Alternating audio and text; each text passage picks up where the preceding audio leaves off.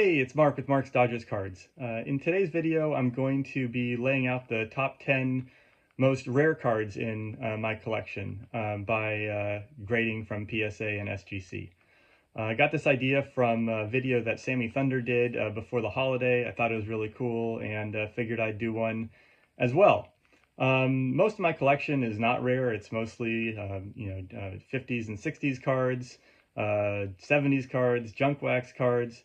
But I've been going into pre-war more the last few years, and a lot of those kind of different rare issues I've been learning about have been really cool for me to get into. Been really fun, a lot of fun, and so I thought I'd just lay out my 10 rarest cards. All these cards have been shown on this channel before, but kind of never in this format, so I thought I'd put this together. Most of them are Zach Wheat cards, 7 of them, but 3 of them aren't. And they are all pre-war except for 1, I believe.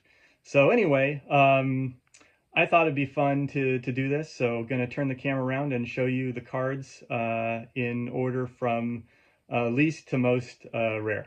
All right, let me turn the camera around. All right, I should also note that these are not necessarily my most expensive cards or my favorite cards. They're just the rarest cards by PSA and SGC population count that I have in my collection. So this is a population total 15. It's a 1925 to 1931 Zach Wheat SGCA. PSA has graded this card 9 times and SGC has graded it 6 times. Next up is another Zach Wheat card. This is the 1922 W575-2 in a 4. It's one of the higher graded examples of this card, which has been graded 15 times, 8 times by PSA and 7 times by SGC. Next up is the 1923 Willard's Chocolates in an SGC2. There are 14 total graded, 6 by PSA and 8 by SGC. I'll also note that, Zach Wheat is not a Inner Circle Hall of Famer, so there's probably a bunch of raw versions of these floating around, or some, but I'm just using the PSA and SGC pop reports as a proxy for rarity. This is the Universal Toy. This is the first of 2 Universal Toy cards. These were issued in New York team sets, so this is Brooklyn. The other New York teams also have sets, I believe. Anyway, this one is a population of 13, 6 by PSA and 7 by SGC. Here's the one card that's not a pre-war card. This is a 1952 tip-top bred Gil Hodges. Is pretty destroyed. It says 1 MC, but look at the back of this thing. But there aren't many of these things around. This one is a population 13, 10 by PSA and 3 from SGC. Next up is an oversized card, the 1925 Exhibits Zach Wheat. This is in a PSA 2. There are 12 of this card graded, 7 by PSA and 5 from SGC. Maybe all of these are blank backs, now that I think about it. This is, the next one is my second Universal Toy here, a 1925 Universal Toy Dazzy Vance arguable rookie card. There are 11 total in population, 4 from PSA and 7 from SGC.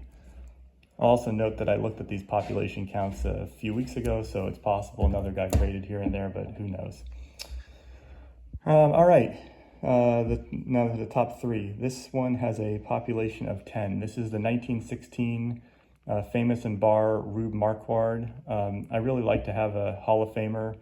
All the Hall of Famers in their Brooklyn uniforms or with their name on the card, and this is the example I have from Rube Marquard, graded by SGC. There are 10 of these graded.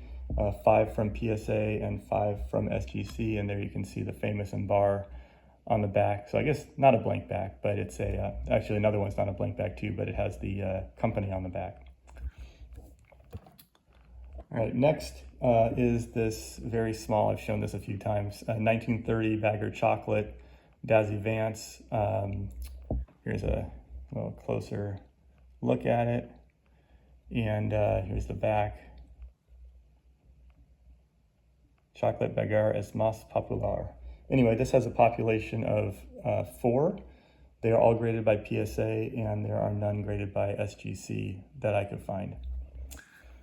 And finally, my most rare card is this one. This is the 1922 Whitmore Candy Zach Wheat. It's like the American caramel, but it's there's different ones that have different companies on them, and this is the one with Whitmore Candy. It is a population of 2, 1 by PSA and 1 by SGC. And here is the front, and here is the back. All right, so anyway, those are my my 10 most rare cards in my collection. I thought it was fun to present them this way. I hope you did as well. And yeah, thanks for watching.